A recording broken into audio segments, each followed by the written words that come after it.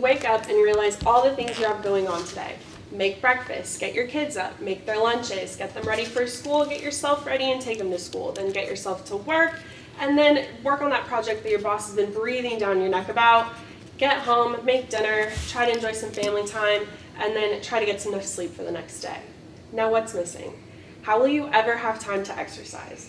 Well, let's take a moment before I get started to recenter ourselves, because me reminding you of all the things you have going on in your busy day might have caused some feelings of anxiety. So let's take a moment and breathe together. Let's inhale for 4 seconds and exhale for 4 seconds.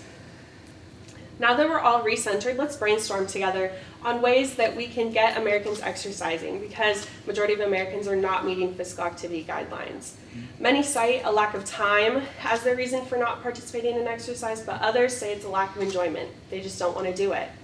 If we were to implement mindfulness, the practice of being in the present moment, being non-judgmental of your thoughts and being accepting of your thoughts, no matter what is racing through your mind, then we could try to combat this by taking over those constant worries and fears in your mind, and even making yourself a priority and finding time for you to exercise. Mindfulness may be a buzzword, but for good reason. It has been shown to increase enjoyment of exercise because by being mindful and present and in the moment, you're so in tune with your body that you are more aware of what you're doing and you're getting lost in yourself, rather than trying to distract yourself by watching TV or listening to music. My thesis looked at a 4-week mindfulness intervention that was digital on a rowing task. We accomplished this by having participants watch Headspace Guide to Meditation on Netflix, and over those 4 weeks they came in 10 times, and we had over 30 participants, half of which in the intervention and half in the control group. The control group watched a nature documentary. These participants did these rowing tasks, and then we took a couple measures. So results found that the mindful exercisers exercised in a way that they had better remembered pleasure of the exercise they had just completed and better forecasted pleasure and optimism for the next time that they would exercise. They also exercised at a higher intensity than the control group, but they rated their perceived exertion as a lot lower for how hard they were actually working. And their attention was more associative. They were more focused on their thoughts and their breathing and their muscles rather than distracting things. And these participants even said it was easy, and they didn't realize they had rowed for as long as they did. By implementing mindfulness in your day-to-day life, it can help with these constant stressors that make you feel frazzled and mess up your day-to-day routine. And by implementing it with exercise, you can enjoy it more so that we can make these moments for exercise that we're all missing out on. Thank you.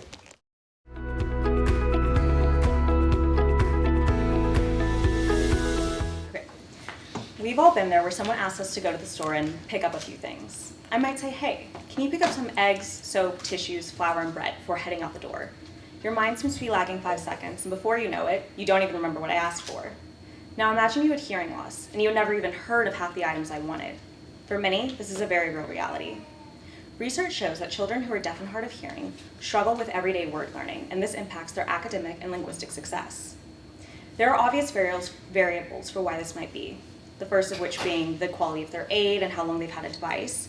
But research studies show that there are other variables, more tied to linguistic factors, that impact it more. The first, syntax. Syntax is the way we put words together to combine them into a sentence. You can have simple sentences like, I go to the park. Or you can have more complex sentences like, I think you wanted to go to the park. The more complicated a sentence is might impact how children who are deaf and hard of hearing learn words.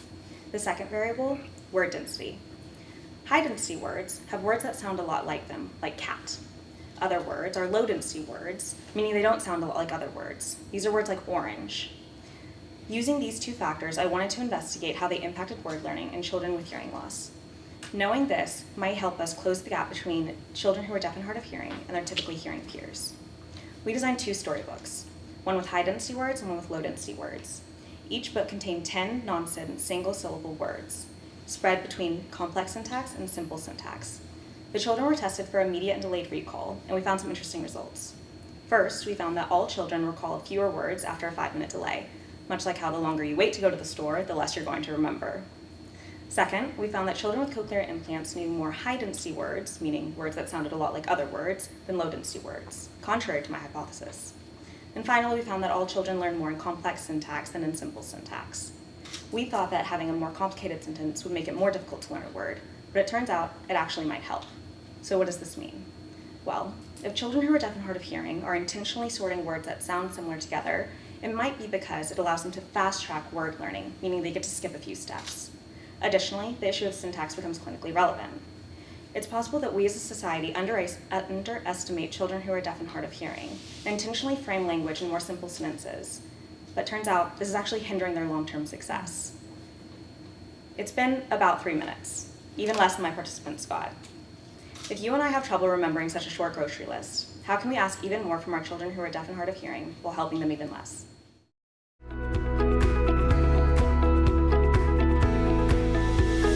I'm sure we've all gone to the shoe store to try on a new pair of shoes, and we all look like the image to the left, but hopefully you're wearing socks when you try it on.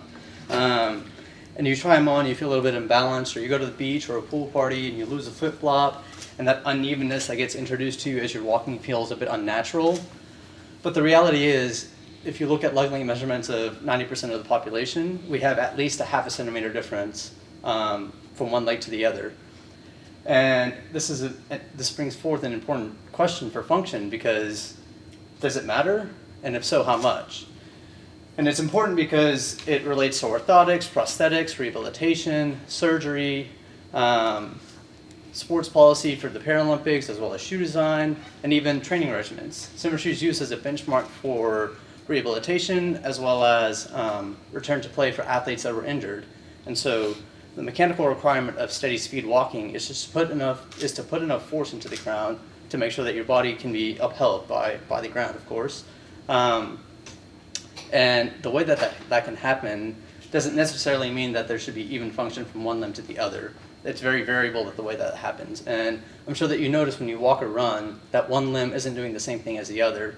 And if you don't believe me, if you have a twitch on one leg, the other leg's not going to twitch as well, right? Your body's going to adjust and accommodate so that you stay upright and keep moving forward. And so the legs vary what they do to maintain function.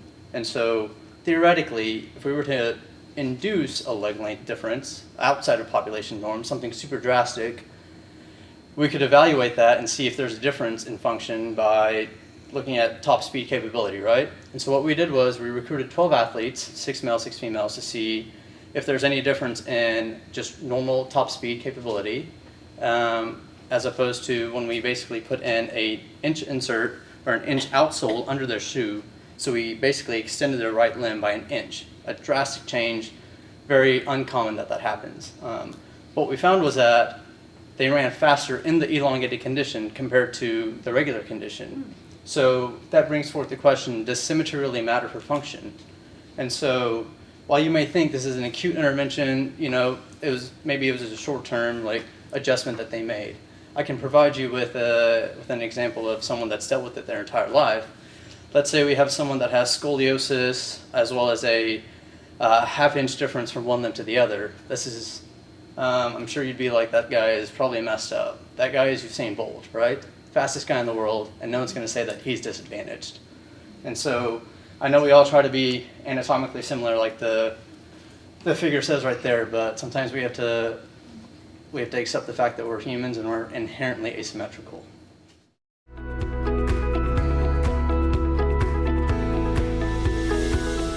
Currently, 1 in 4 adults are not engaging in exercise regularly.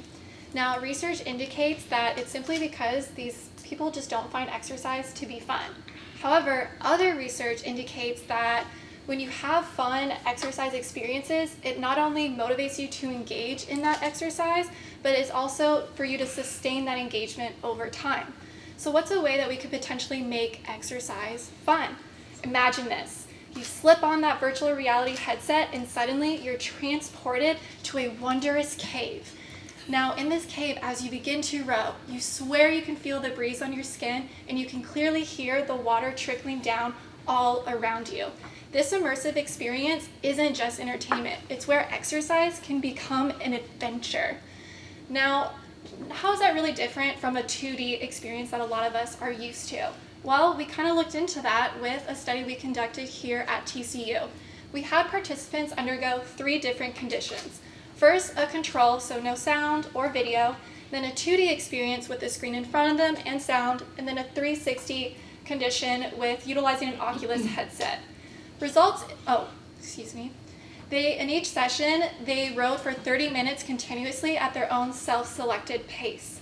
Now, results indicated that their performance variables didn't increase significantly. But again, that's not really our purpose here. We're trying to find out if it would elicit fun.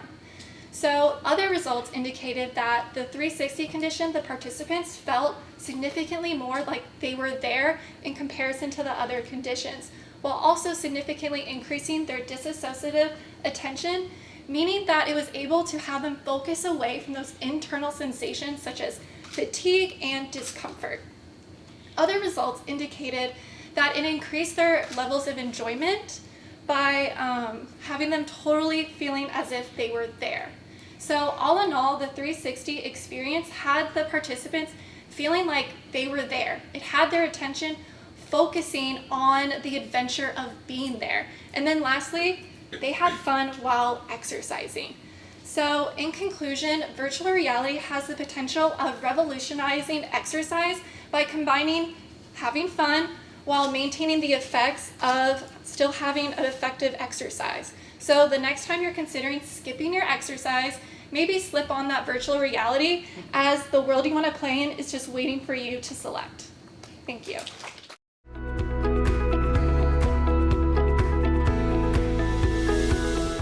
What is the first thing you notice about my friend here? For me, it's his joy, that big smile on his face. Children with Down syndrome are some of the most joyful people on the planet, but they have communication difficulties, which makes telling us about their joy hard. In fact, oral vocabulary is one of the biggest weaknesses for children with Down syndrome. Unfortunately, learning new words is a difficult and time-consuming process. So, for my second year PhD study, I wanted to explore how we could make speech-language therapy more efficient for children with Down syndrome. So, how do we help children learn new words? The theory of saliency tells us that by adding components to a word, we can make it more memorable. We can make it stick better. In fact, adding fine motor movements, like gestures, has actually been found to help children learn words. Well, what about gross motor movements? What about dance? If I add a dance movement to a word, does that word become more memorable, more sticky? I designed a dance-based language intervention that targeted teaching children with Down syndrome 20 words in 6 weeks. Flying like butterflies, spinning in circles, creative dance movements that really embodied the words and made them more salient. In our study, we used a crossover design, which meant that the children not only participated in my dance intervention, but continued their traditional speech therapy by reading books, through play, and doing interactive visuals. They were able to learn a separate set of 20 words that were matched for difficulty level with my dance-based words. In addition, the crossover design allowed us not to compare them to a separate control group, but instead compare them to themselves, evaluating for word gains for each individual child. And when we compared those word gains across the interventions, a clear difference was seen. All but 1 out of the 16 students learned more words through dance. And on average, they learned 4 times as many words in the dance intervention as they do in traditional therapy. This means that traditional therapy can be enhanced by adding movement, by adding dance. Clinicians and educators can make the words that they teach more salient by connecting them to a movement. Movement is memorable and it's fun.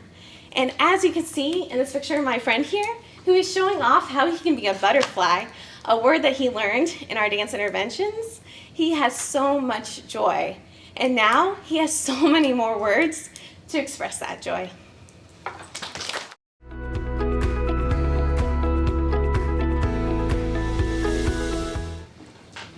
One in 5 children struggle with reading.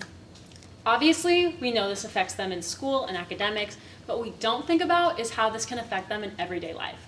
Sending a text, going out with friends and reading a menu, or even posting on social media are things that we take for granted, but children who struggle with reading, that's a daily struggle.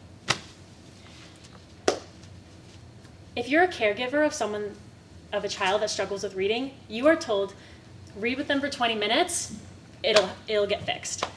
They're left with no guidance and kind of left just helpless with helping their child.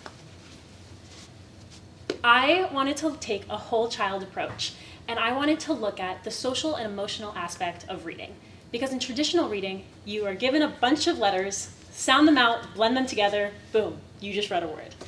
But what we don't think about is what's their attitude towards reading? How do they look at themselves as a reader? So this is something I wanted to study.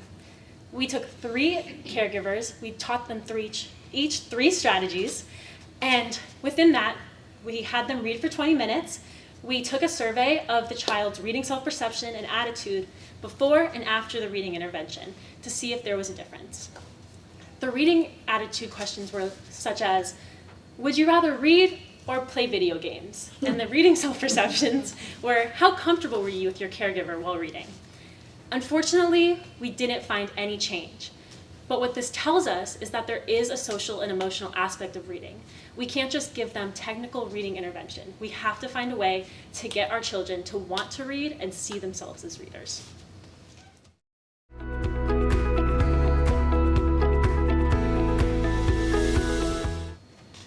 Life is like a video game. The way you try to win the game is to become strong enough to level up and reach the next stage until you reach the end. However, instead of collecting coins or beating enemies to level up, we must engage in physical activity and exercise to increase our physical and mental health stats to ensure we live long enough to reach the next stage of life. Since the early 2000s, there have been extraordinary booms in the video game industry in both product development and market growth, with the total number of video game players globally reaching 2.69 billion people, and it's only growing from there. From casual gamers to live streamers to esports athletes and watching enthusiasts, there are plenty of people involved in video games in some way. Now, to the detriment of adult video game players, not many studies have recently looked at the physical health risks associated with video game play, with the most recent one being conducted over 6 years ago in 2018 and once previously in 2009. And that's a long time.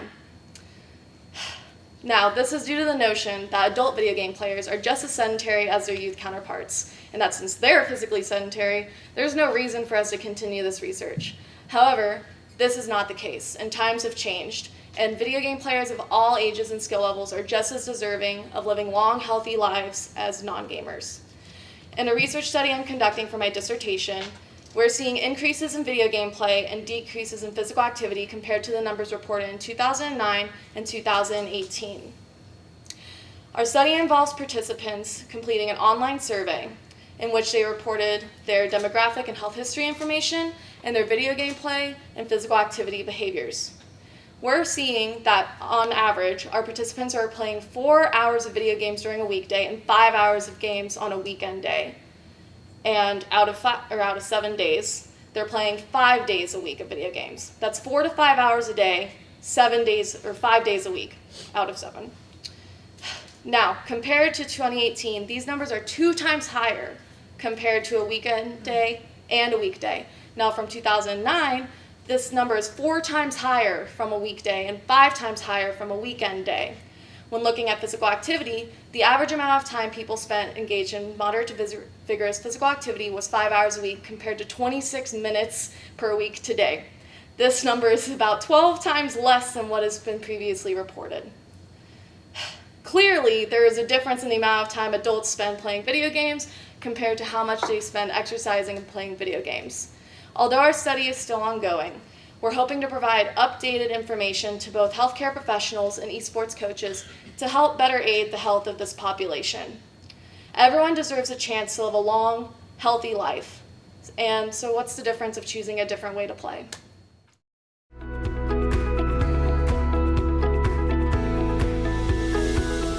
If you've ever wondered what a day in the life of a pediatric speech-language pathologist looks like, this is a pretty good representation.